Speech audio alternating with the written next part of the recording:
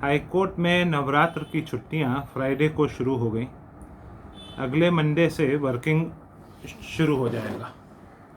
बाकी अदालतों में भी आज से नो एडवर्स है। ऐसे में कुछ चर्चा आवश्यक इसलिए रही कि उन कुछ ऐसे विषयों का अध्ययन करें जिनका अमूमन जब कोर्ट खुली रहती है तो हमें मौका नहीं मिलता, क्योंकि जब कोर्ट खुलती है तो हम अगले दिन के मुकदमों की तैयारी करते रहते हैं। कभी डिक्टेशन होता है, चाहे आप घर पे हों चाहे घर पे ना हो, आप कोर्ट के कार्य में ही लगे रहते हैं। ऐसे में कुछ बहुत महत्वपूर्ण 2-3 टॉपिक्स का अध्ययन समय निकाल कर करें, और ये आग्रह हर उस माता पिता से है जो अपने बच्चों से वाकई प्रेम करता है, हर उस दादा दादी से है जो अपने पोते पोतियों के लिए सही में प्रेम करते हैं, और हर उस युवा अधिवक्ता के लिए है जिसको कि अभी शादी तक नहीं हुई, कि अगर वो चाहता है कि उसके लिए भारत नहीं बल्कि दुनिया ठीक ठाक सलामत बची रहे और उसके बच्चे भी एक स्वस्थ वातावरण में पले बढ़ें। तो ऐसे 2-3 विषय आपसे आग्रह है कि अध्ययन करें इन छुट्टियों में। ये समय नवरात्र का बहुत उपयुक्त इसलिए भी है क्योंकि ये समय हर ईश्वर के भक्त के लिए बहुत महत्वपूर्ण रहता है, और फिर अगर आप किसी और मज़हब के हैं तो भी ये समय बड़ा उपयुक्त रहेगा अध्ययन के लिए।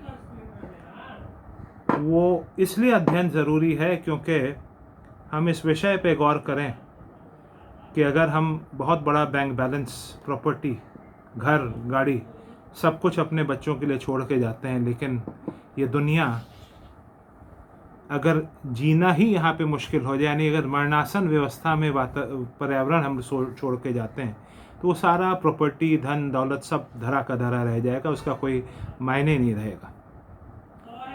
और अगर आपने आज नहीं सोचा तो फिर 20 साल बाद ये जो डाउनस्लाइड है ये इरिवर्सिबल हो जाएगा। तो कोशिश ये रहेगी कि इस वीडियो को मुश्किल से 10 से 11 मिनट में समेटें।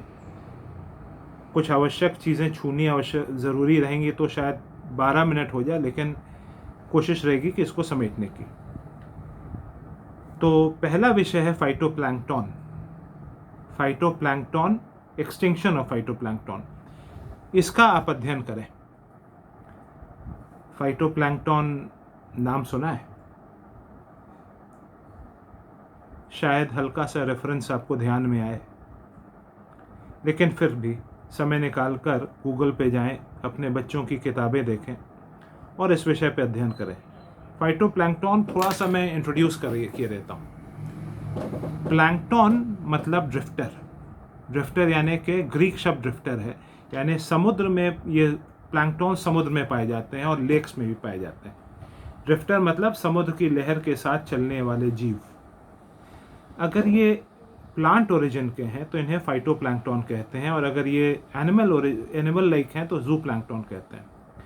फाइटोप्लैंक्टन माइक्रोस्कोपिक एनिमल्स भी, माइक्रोस्कोपिक प्लांट्स होते हैं, और अगर बहुत सारे क्लस्टर में पाए जाए यानी झुंड में पाए जाए तो ये विजिबल होते हैं नेकेड आई को भी। फाइटोप्लैंक्टन करते क्या है कि जैसे पौधे करते हैं, ये कार्बन डाइऑक्साइड सनलाइट के साथ मिलकर फोटोसिंथेसिस के ज़रिए खाना बनाते हैं, और ये ऑक्सीजन रिलीज़ करते हैं, कार्बन डाइऑक्साइड एब्जॉर्ब करते हैं। ऑक्सीजन ये जो रिलीज़ कर इन फाइटोप्लैंक्टन्स को उससे हायर प्लैंक्टन जू प्लैंक्टन खाता है। जू प्लैंक्टन को उससे बड़ी मछली खाती है, और फिर उससे बड़ी मछली खाती है, और ये पूरा चेन समुद्र के तले तक ऊपर तक जाता है। फाइटोप्लैंक्टन ग्लोबल वार्मिंग के कारण, यानी पानी की टेम्परेचर बढ़ने के कारण, और हरिकेन्स के कारण, और पोल्यूशन के कारण, पानी के पोल्यूशन के कारण जो इंसानी जनित है, फाइटोप्लैंक्टन बहुत तेज़ी से मर रहे हैं। डेटा बताता है कि 1950 से अभी तक में 40% फाइटोप्लैंक्टन्स हम लोगों ने अपने जीने के तरीक़ों से मार डाला। और ये नेचर मैगज़ीन का 2010 का सर्वे, 29 जुलाई 2010 का रिपोर्ट है। ये माना जा रहा है कि इस सेंचुरी के एंड तक फाइटोप्लैंक्टन्स काफ़ी हद तक समाप्त हो जाएंगे। फाइटोप्लैंक्टन्स इम्पोर्टेंट क्यों हैं कि ये खाना बनाते हैं, और अगर ये मर गए तो ऊपर के जू प्लैंक्टन को खाना नहीं मिलेगा, उससे बड़ी मछली को खाना नहीं मिलेगा, उससे बड़ी मछली को खाना नहीं मिलेगा, यानी कि समुद्र पूरा डेजर्ट हो जाएगा, क्योंकि पूरा फूड चेन ख़त्म। दूसरा नुकसान ये कि करीब 50% ऑक्सीजन फाइटोप्लैंक्टन्स अन्य पौधों के साथ जो समुद्र में पाए जाते हैं और लेक्स में पाए जाते हैं, ये पैदा करते हैं, तो ऑक्सीजन का सोर्स खत्म। तीसरा असर, फाइटोप्लैंक्टन्स कार्बन डाइऑक्साइड एब्जॉर्ब करते हैं, और जब ये मरते हैं तो ये समुद्र के एकदम बॉटम पे जाके सेटल कर जाते हैं, और वहाँ पे कई हज़ारों वर्ष तक कार्बन डाइऑक्साइड कैद रहता है। तो जब फाइटोप्लैंक्टन्स एक लगभग माना जाता है साइंटिस्ट के द्वारा कि 50 से 55% कार्बन डाइऑक्साइड फाइटोप्लैंक्टन्स एब्जॉर्ब करते हैं, और बाकी भी एक्वेटिक प्लांट्स। तो जब फाइटोप्लैंक्टन्स अगर ख़त्म होंगे तो एक तो सी डेजर्ट बन जाएगा, ऑक्सीजन जनरेशन गिरने की उम्मीद है, कार्बन डाइऑक्साइड फ्रीली एटमॉस्फेयर में पाया जाएगा, जो कि ग्लोबल वार्मिंग को रिजल्ट देगा। तो इसलिए extinction of phytoplanktons, importance of phytoplanktons, और फाइटोप्लैंक्टन्स के बारे में स्टडी करिए, क्योंकि वो तमाम जो क्रिएशन है उसके जड़ पे जो माइक्रो ऑर्गेनिजम्स हैं उनमें से बहुत क्रिटिकल ऑर्गेनिज्म है, क्रिटिकल लाइफ लिविंग बीइंग है फाइटोप्लैंक्टन्स। तो आग्रह है कि एक्सटिंक्शन ऑफ फाइटोप्लैंक्टन्स, अलग अलग वीडियोस, अलग अलग सोर्सेज से अध्ययन करिए। दूसरा है कोरल रीफ्स। कोरल रीफ्स के बारे में भी पढ़िए। कोरल रीफ्स के लिए पढ़ने के लिए भी आवश्यक पड़े तो अपने बच्चों के, पोते पोतियों के किताबों में भी देखें, और गूगल का भी सहारा लें, इंटरनेट का सहारा लें। कोरल्स जो हैं वो एक छोटे इनवर्टिब्रेट एनिमल्स, इनवर्टिब्रेट यानी कि जिसमें हड्डी नहीं होती, पीठ, रीढ़ की हड्डी नहीं होती, और ये सिनिडेरिया नाम की एनिमल की फैमिली को बिलोंग करते हैं, और इनके बॉडी के स्ट्रक्चर में एक सिंपल स्टमक होता है, एक माउथ होता है जिसके चारों ओर पॉलिप्स होते हैं, टेंटिकल्स होते हैं, टेंटिकल्स यानी कुछ ग्रोथ होती है। अब कोरल्स जो हैं इनकी खासियत क्या है कि शुरुआत में तो नहीं, लेकिन अपने जीवन काल में ग्रेजुअली छोटे कोरल्स एल्गी को अपने में एब्जॉर्ब कर लेते हैं, और वो इतना बॉडी में हो जाता है एल्गी कि लगभग 30% ऑफ टिश्यू कोरल्स का एल्गी में पाया जाता है, एल्गी कोरल्स में पाया जाता है। एल्गी करता क्या है कि वो खाना बनाता है, वो एक प्लांट लाइक स्ट्रक्चर है जो खाना बनाता है, और खाने का ग्लूकोज, ग्लिसरॉल, एमिनो एसिड्स, 3 चीज़ें कोरल्स को प्रोवाइड करता है। कोरल्स उसको एनर्जी के लिए यूज़ करता है। अब ग्लोबल वार्मिंग से क्या होता है कि कोरल्स जो हैं वो पॉलिप्स, इंडिविजुअल कोरल को पॉलिप कहते हैं, ये उस एल्गी को छोड़ देते हैं, और इस एल्गी को छोड़ते हैं तो कोरल्स कलरलेस हो जाते हैं, क्योंकि इन्हीं एल्गी के कारण उसमें कलर्स होता है। इस डीकलरेशन को कोरल ब्लीचिंग कहा जाता है। तो कोरल्स राइज ऑफ टेम्परेचर के कारण, ओवर फिशिंग के कारण, हरिकेन्स के कारण, वाटर पोल्यूशन के कारण, और तमाम इंसानी जनित कारणों से समुद्र में जो हमने हलचल पैदा करी, कोरल्स ख़त्म हो रहे हैं, कोरल रीफ्स ख़त्म हो रहे हैं। कोरल रीफ्स का महत्व ये है कि ये कार्बन डाइऑक्साइड को तो एब्जॉर्ब करते ही हैं, ये बहुत सारे एक्वेटिक एनिमल्स के लिए, फिशेस के लिए ये एक नर्सरी जैसे होते हैं जहाँ पे छोटे फिशेस, टर्टल्स पलते हैं। तो कोरल रीफ्स भी समाप्त हो रहे हैं हमारी हरकतों के कारण। तो दूसरा टॉपिक आप अध्ययन करिए, coral reefs extinction, importance of coral reefs. तीसरा आप अध्ययन करिए समय निकाल के, global warming and it's effects. ये हम लोग जो बड़े होने के बाद, स्कूल छोड़ने के बाद, कॉलेज छोड़ने के बाद सोचते हैं कि इन चीज़ों का महत्व नहीं, लेकिन ऐसा है नहीं। आप 10वीं की किताब दोबारा उठाइए, पढ़िए ये तीसरी टॉपिक को भी, global warming and it's effects. इसके लिए आप अगेन गूगल का सहारा लीजिए, अध्ययन करिए। ग्लोबल वार्मिंग मेरे को बहुत ज़्यादा बताने की आवश्यकता नहीं, क्योंकि आपने सब सुना ही होगा, ग्लोबल वार्मिंग बेसिकली क्या है कि पृथ्वी के चारों एक कार्बन डाइऑक्साइड का एक क्या कहते हैं वो सर्कल सा है, यानी कि एक घेराव सा है, जिसके कारण हीट कार्बन डाइऑक्साइड के लेयर को जाती है और फिर पलट के वापस धरती पे आती है और टेम्परेचर बढ़ते रहता है। अब टेम्परेचर बढ़ने से मौसम बदल रहे हैं, टेम्परेचर बदलने से वो ग्लेशियर्स पिघल रहे हैं और फिर आने वाले समय में नदियाँ सूख जाने का खतरा है। ग्लेशियर्स पिघल रहे हैं, उसके कारण समुद्र का लेवल बढ़ रहा है, जिसके कारण बहुत सारे शहर, बहुत सारे कोस्टल एरियाज डूबने का है, जिसके कारण मास माइग्रेशंस होगा। जब आप पढ़ेंगे ग्लोबल वार्मिंग एंड इफेक्ट्स में तो आप पाएंगे चौथा रिजल्ट है कि बहुत सारे नए नए बीमारियां पैदा होंगी हायर टेम्परेचर से। और कारण है कि मिट्टी की फर्टिलिटी कम हो जाएगी और असर आएगा एसिडिफिकेशन ऑफ ओशंस। तो इस तरह के बहुत सारे कारण हैं एक उस ग्लोबल वार्मिंग से।